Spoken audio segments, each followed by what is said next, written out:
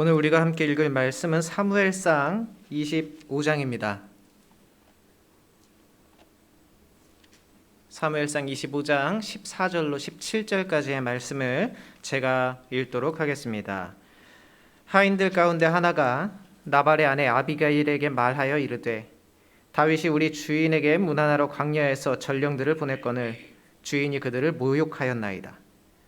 우리가 들에 있어 그들과 상종할 동안에 그 사람들이 우리를 매우 선대하였으므로 우리가 다치거나 잃은 것이 없었으니 우리가 양을 지키는 동안에 그들이 우리와 함께 있어 밤낮 우리에게 담이 되었음이라. 그런즉 이제 당신은 어떻게 할지를 알아 생각하실지니 이는 다윗이 우리 주인과 주인의 온 집을 해하기로 결정하였음이니이다. 주인은 불량한 사람이라 더불어 말할 수 없나이다 하는지라. 아멘. 여러분 안녕하세요. 만나서 반갑습니다. 대천장로교회 부목사 이동욱입니다. 가정에서 예배를 드리시는 여러분들에게 하늘의 크신 은혜와 축복이 임하게 되기를 주님의 이름으로 축원합니다. 시간 참 빠르지요. 벌써 한 해의 끝자락입니다. 여러분 올 한 해 하나님 잘 믿으면서 사셨습니까? 길을 걸을 때마다 하나님께 물어보고 또 내가 위태로울 때마다 하나님께 의지하면서 그렇게 올 한 해 사셨는지 참 궁금합니다. 한 해를 마무리하는 시점에는 보통 지난 해를 돌아보면서 결산을 하게 되지요. 모쪼록 우리가 지나간 한 해를 돌아보면서 내가 주었던 순간, 내가 누렸던 모든 것이 하나님의 은혜였다고, 또 내가 힘들었던 순간 이렇게 잘 견뎌낸 거 하나님의 도우심이었다고 고백할 수 있는 저와 여러분이 되기를 주님의 이름으로 축원합니다. 그런데 이렇게 날마다 하나님 의지하고 하나님의 도우심을 바라는 우리와는 다르게 하나님 없이도 잘 사는 사람들이 세상에는 참 많이 있습니다. 생전 하나님을 한 번도 찾지 않고요. 그 사람 안타까워서 설령 하나님을 전하려고 하면 영 탐탁치 않아 하는 그런 사람들도 있습니다. 오로지 내가 가지고 있는 힘과 지혜, 돈, 명예, 또 잘 짜여진 계획, 이런 것들로 인생을 살아가야 한다고 생각하는 사람들이 여전히 세상에는 많습니다. 그런데요, 성경에서는요, 그렇게 하나님 의지하고 세상 것들 의지하고 살아가는 사람들 참 어리석은 사람이라고 성경은 증거하고 있습니다. 심지어 참 불쌍한 사람이라고까지 성경은 이야기하고 있지요. 생각해보면 우리들은 그렇잖아요. 자기 목숨줄 하나 어떻게 할 수 없는 나약한 인간일 뿐인데 당장 내일, 당장 다음 주에, 당장 다음 달에 우리에게 무슨 일이 생길지 알지도 못하면서 우리들은 늘 거창한 계획들을 세우곤 합니다. 그 속에는 내 삶을 내가 컨트롤할 수 있다는 교만이 그 속 안에 들어가 있는 거예요. 올 한 해 2021년 하나님 품으로 살아가는 가족 그리고 또 교우들을 떠나보낸 일들이 참 많이 있었습니다. 또 질병으로 고통받고 있는 우리 교우들도 많이 있었지요. 가족들도 그렇고요.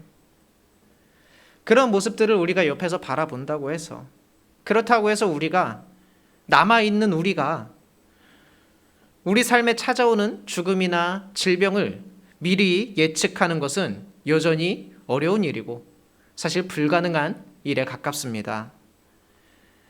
오늘 우리가 살펴본 사무엘상 25장은요, 내용이 길게 있는데 제가 한 꼭지만 잘랐습니다. 바란 광야로 도망을 치는 다윗의 현실이 기록되어 있습니다. 여러분, 다윗이 지금 왜 도망을 갑니까? 자신에게 기름을 부어주었던 사무엘이 죽었어요. 그러니까 이제 사무엘도 죽었겠다. 사울이 대놓고 자신을 죽이려 하지 않을까 덜컥 겁이 나는 마음에 도망을 치게 된 것입니다. 머나먼 남쪽 바란 광야로 다윗이 도망을 갔습니다. 마침 당도한 곳에서 소문난 부자의 땅을 지나치게 되었는데 이 사람의 이름이 바로 나발입니다. 동네에서 부자인 걸로 유명한 사람이었어요.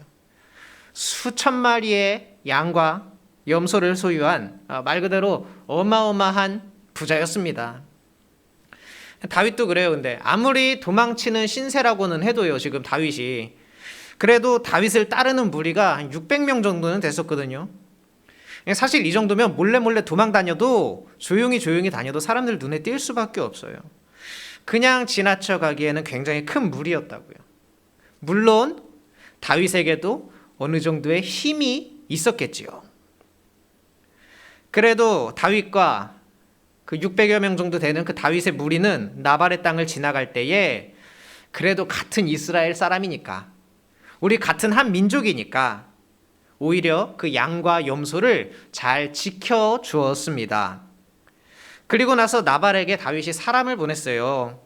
여차저차 해서 우리가 당신의 땅을 지나가게 되었는데 우리가 먹을 음식을 조금만 내어줬으면 좋겠습니다.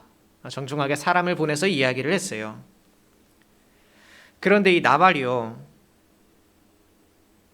이 사람이 와서 그렇게 전하는 얘기를 듣고, 에? 다윗이 누군데? 이새가 도대체 누군데? 도대체 누군데 와가지고 나한테 돈을 달라는 거야? 나한테 왜 내 음식을 너희 아들한테 달라고 하는 거야? 이렇게 화를 내고 벌린 손이 무색하게 만들었습니다. 상대방이 누군지 몰라서 아마 그랬을 거예요. 그런데 여러분, 다윗이 누구입니까? 골리앗을 쓰러뜨린 민족의 영웅이에요. 도망을 치고는 있어도 왕궁의 고위직이었고요, 추후에 왕이 될 가능성이 아주 유력한 사람이었어요. 바로 앞에 24장에서는요 사울을 죽일 수 있었음에도 불구하고 살려준 사람이라고요. 그런데 이 나발은 이 상대방이 누군지 몰랐던 거죠. 동네에서 힘겨났으면서 온 세상 천지에 나와 나의 재산을 건드릴 사람은, 탐낼 수 있는 사람은 아무도 없을 거라고 자만했던 사람입니다. 나라나 민족, 그 형편이나 처지 이런 것들은 관심이 없고요, 그저 자신의 재산만 불리면서 그 힘을 키워갔던 사람인 것이지요. 자기가 믿는 이 재산이라는 것이 단 하룻밤만에도 사라질 수 있다는 것을 모르고 사는 어리석은 사람이었습니다. 이 세상 물정 모르는 나발의 이런 무례함을 경험한 다윗이 이제 어떻게 하겠습니까? 내가 힘이 없어서가 아니라 그래도 같은 민족이라고, 같은 이스라엘 백성이라고 상대방에게 예를 갖추어서 존중했는데 도리어 업신여김을 당했어요. 이제 다윗이 어떻게 하겠습니까? 다윗은 즉각 공격할 태세를 만들었습니다. 싸우러 갈 준비를 마쳤어요. 그런데 이때 나발의 아내 아비가일에게도 이 소식이 들어왔습니다. 오늘 우리가 읽은 본문이 거기에요. 어떤 종 하나가 와가지고 이 나발한테는 얘기를 해도 잘 들어먹지를 않으니까 아비가일한테 얼른 달려와가지고 상황을 얘기를 해주는 거예요. 아비가일은 지금 남편이 천지분간 못하고 다윗에게 덤벼들게 된 그 사실을 알게 되었습니다. 그래서 아비가일은 그 이야기를 듣자마자 황급하게 음식과 선물들을 준비했어요. 그리고 다윗과 그 무리가 이 집에 당도하기 전에, 그래서 먼 사단이 나기 전에 재빨리 먼저 다윗을 만나러 갔습니다. 그리고 이제 구구절절 이제 설명을 하는 거지요. 우리 남편이 평소에도 원체 성격이 급하고 위아래 없는 사람이고 평소에도 좀 어리석고 그런 사람이니까 좀 용서를 해주고 선처를 해줬으면 좋겠다고 이 아비가일이 대신 가서 사과를 하는 거예요. 그러면서 아비가일이 뒤에 보면 이런 말을 했습니다. 세상 사람 누가 당신을 죽이려고 쫓아다닌다고 해도 당신의 생명은 하나님께 달려있지 않습니까? 당신의 생명은 그 생명싸개 안에 들어가 있지 않습니까? 아비가일이 다윗에게 이런 말을 했어요. 위로가 가득 담겨있는 이 말을 다윗이 들은 거예요. 지금 사울에게서 도망을 다니면서도 나름대로 지킬 것은 지키면서 그렇게 살아왔는데 지금 내 처지가 말이 아니거든요. 도망을 치는 신세이고 돈 좀 있다고 변두리에 사는 어떤 사람한테 무시당하고 업신여김을 당하고 있어요. 그런데 지금 이런 다윗의 마음을 아비가일이 알아준 것입니다. 그저 기분 좋게 입에 발린 소리를 한 게 아니에요. 지금 다윗에게 가장 필요한 것, 그것을 아비가일이 채워준 것입니다. 다윗은 나발을 죽이러 갔지만 오히려 그곳에서 큰 위로를 받게 된 것입니다. 예나 지금이나 남편들이 좀 어리석고 아내들이 현명한 거는 만고불변의 진리인 것 같아요. 이 아비가일의 이 말을 들으니까 다윗도 마음이 한결 평안해진 거예요. 그래, 맞아. 나의 생명이 하나님께 달려있지. 나는 그 생명싸개 안에 들어있는 사람이지. 알게 됐어요. 여러분, 도망치면서 얼마나 많은 근심과 얼마나 많은 염려가 있었겠습니까? 그런 다윗에게 근심과 염려와 한숨이 아니라 오히려 그 입에서 찬양이 튀어나올 수 있도록, 오히려 감사가 튀어나올 수 있도록 그 마음을 아비가일이 위로를 해준 거였어요. 나발, 그 이름의 뜻 자체가 어리석다라는 뜻이에요. 우리가 살고 있는 이 시대에도 점점 나발이 많아지는 시대입니다. 기독교 인구가 갈수록 줄어들고 있대요. 서서히 하얀 곡선을 그리고 있는 게 아니라 마치 낭떠러지에서 떨어지듯이 급격하게 그 인구가 줄어들고 있다. 종교, 신, 윤리, 도덕 이런 것들보다는 그냥 내가 합리적으로 판단해서 한번 대차게 살아보겠다고 그런 사람들이 점점점 늘어나고 있어요. 그뿐만 아닙니다. 요즘 젊은 사람들 야, 그 인생 짧다 이렇게 얘기하면서 인생 뭐 별거 있어? 그냥 즐겨. 이렇게 무책임하게 선동하는 사람들도 점점점 많아지고 있어요. 그런 환경과 미디어에 요즘 젊은이들이 많이 노출이 되어 있다고요. 여러분, 어떤 것이 지혜로운 삶이겠습니까? 말씀이 주는 깊은 삶의 지혜나 하나님을 믿음으로써 얻게 되는, 우리가 신앙생활을 하면서 얻게 되는 그 마음의 평안함, 이런 것들은 다 비이성적인 것이라면서 무시해버리고 그냥 자기가 느낀 대로, 그냥 자기 생각나는 대로 그렇게 결론 짓고 살겠다는 것이라. 어느 것이 더 어리석은 삶이냐는 거예요. 신앙은 비이성적인 것이고 자기 직감은 이성적이라고 판단하는 게 여러분 얼마나 미련한 짓입니까? 여러분, 지금 아픈 곳 없다고 내가 평생 건강할 것이라고 착각하는 거, 내가 지금 아무런 어려움이나 환란이 없다고 앞으로도 나의 인생은 탄탄대로일 거라고 생각하는 거, 여러분 대단히 잘못 생각하고 있는 거예요. 설령 어려움이나 환란 같은 게 찾아왔을 때에도 남자가 어디 창피하게 교회 가서 눈물 찔찔 짜면서 기도하고 난 그런 거 안 해. 내가 화끈하게 한번 싸워보고 장렬하게 죽는 한이 있더라도 나는 그런 거 안 해. 얼마나 무책임하고 어리석습니까? 그러면서도 끝까지 자기는 잘 될 거라는 그 믿음, 그 근거 없는 자신감은 버리지를 않아요.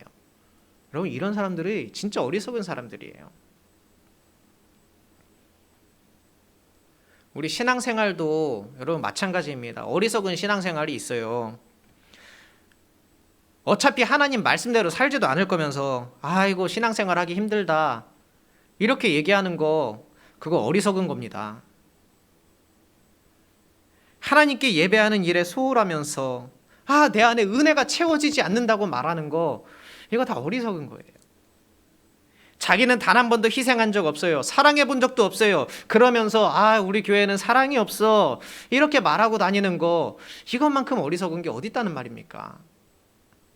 지금까지 될 것 단 한 번도 드려본 적 없으면서, 헌신해 본 적 없으면서 환경 탓하고 사람 탓하면서 끝까지 헌신하지 않는 것, 이런 것들이 어리석은 신앙입니다. 여러분, 모두가 똑똑한 척하고 모두가 생각 많이 한 것처럼 말하고 모두가 나름대로 경험을 다 해본 것처럼 말하지만요, 여러분 성경은 말하고 있습니다. 어리석은 사람들은 그 마음에 이르기를 하나님이 없다라고 말하는 사람이라고 그랬어요. 여러분, 어리석은 사람은 다른 게 아니에요. 하나님이 없다라고 내가 지금 사방팔방 다니면서 얘기하고 있는 거랑 똑같은 거예요. 여러분, 올 한 해를 돌아볼 때에 특별히 내가 좀 어리석게 생각하고 있었던 것이 무엇이었는지 한번 돌아보시기 바랍니다. 우리들이 지난 해를 마무리할 때요, 그래도 2021년이면은 코로나가 어느 정도 정리가 되고 우리가 함께 모여서 예배하고 교제하고 그렇게 될 줄 알았는데, 우리의 기대와는 다르게 2021년도에도 역시 많은 어려움들이 있었지요.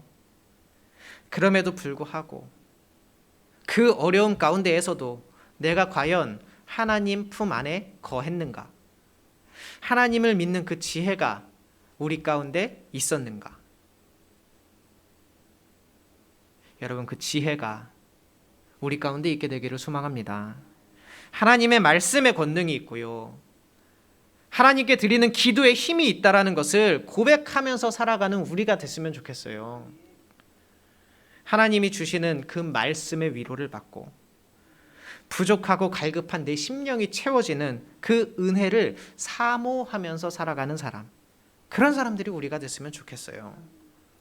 그래서 지금 한 해의 마지막이잖아요. 우리의 마음에 다른 것들보다는 위로와 찬송, 하나님이 주시는 따뜻한 은혜, 이런 것들만이 가득하게 되기를 바랍니다. 여러분, 하나님 없이 살 수 있다는 것, 하나님의 은혜 별로 필요 없다라고 하는 것, 이거 정말 어리석은 거예요. 미련한 겁니다.